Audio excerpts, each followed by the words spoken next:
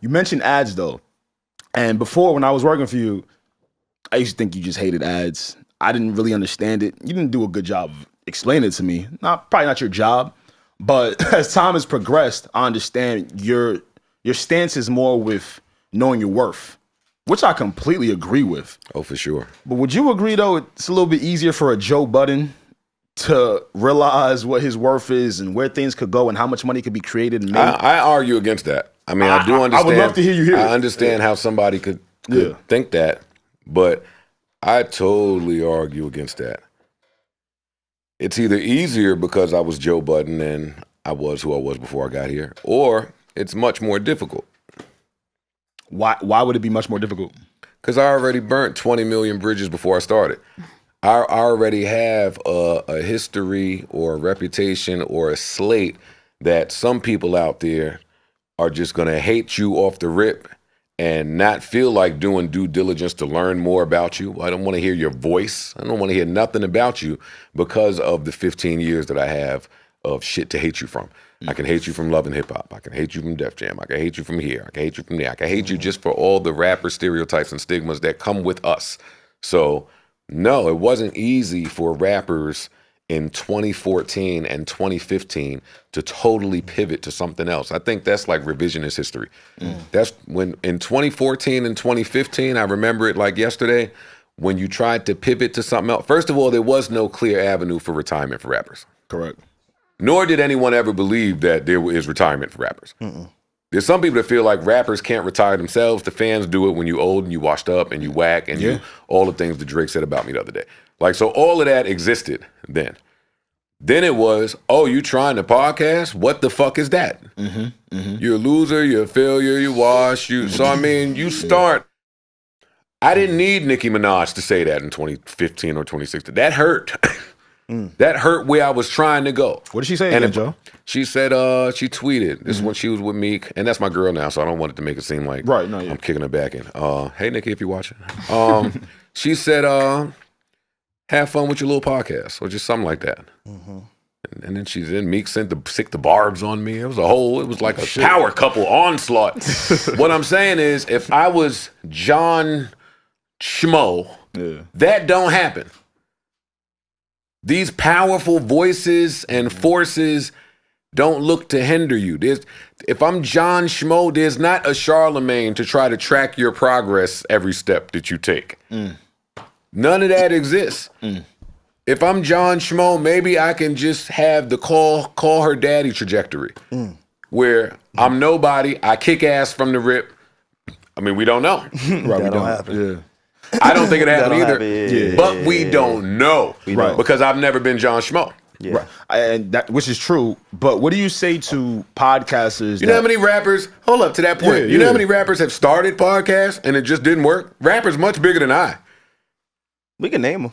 I don't have to. But rappers much bigger than I have started podcasts, bumped their fucking head, and went on about their business. Realize it's not as easy as it looks. It ain't just, oh, you a rapper, you got some audience, you turned the little Best Buy mic on and got busy. But the other side of that, hold on, SaVon, the other side would be, granted, we know you've made a lot of money as of recent, right?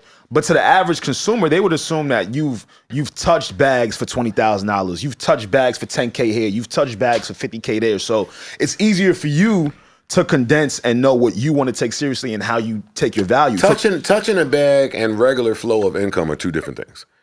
And rappers, right, get into touching bags.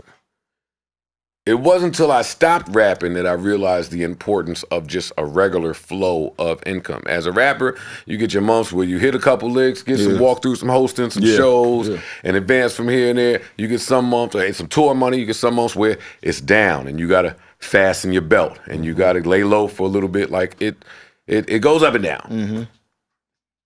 Only in retirement has it been, oh, I'm making that this month.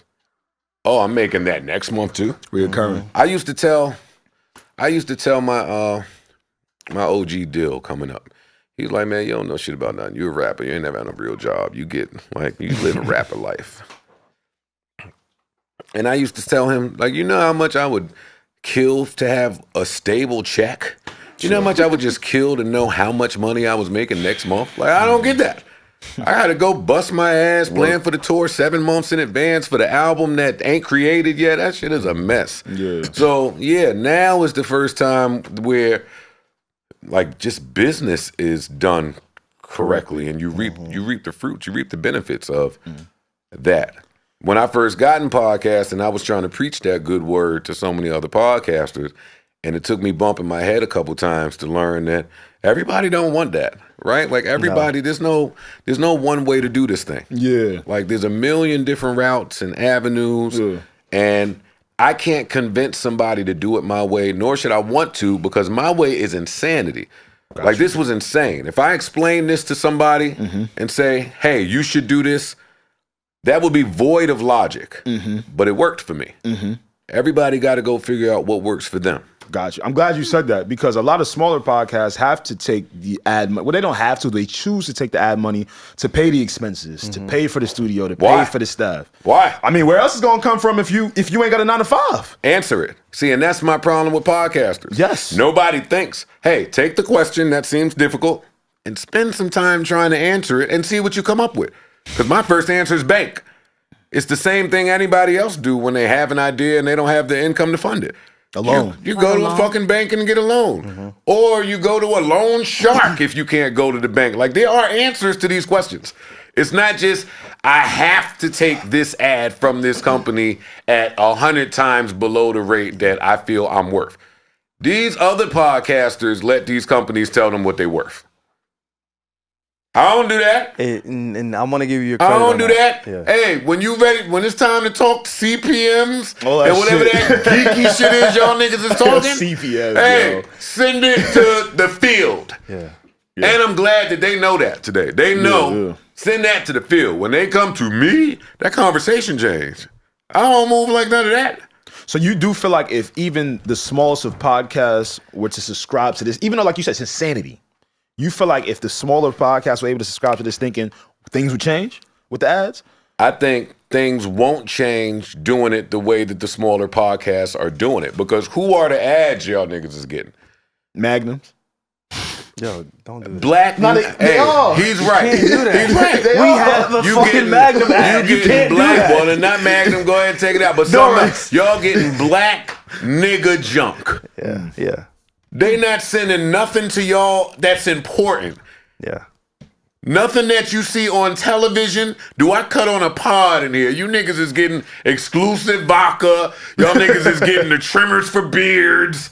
You niggas is getting, and that's cool. But nah.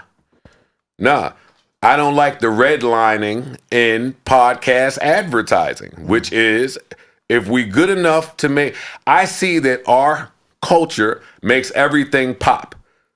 So why would I not charge at a premium? All y'all trying to do is come galvanize my audience, which I know myself to be a driver of inventory, and I have this amount of years seeing that my audience spends. So no, you can't come over here for 1, 2, 3, 4, 5 episodes, take all of that fan base, take it to you, and we not have an equity talk?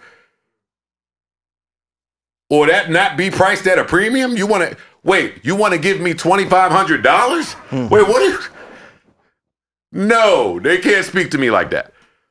I won't allow it. Yeah. Now, everybody can't get on that.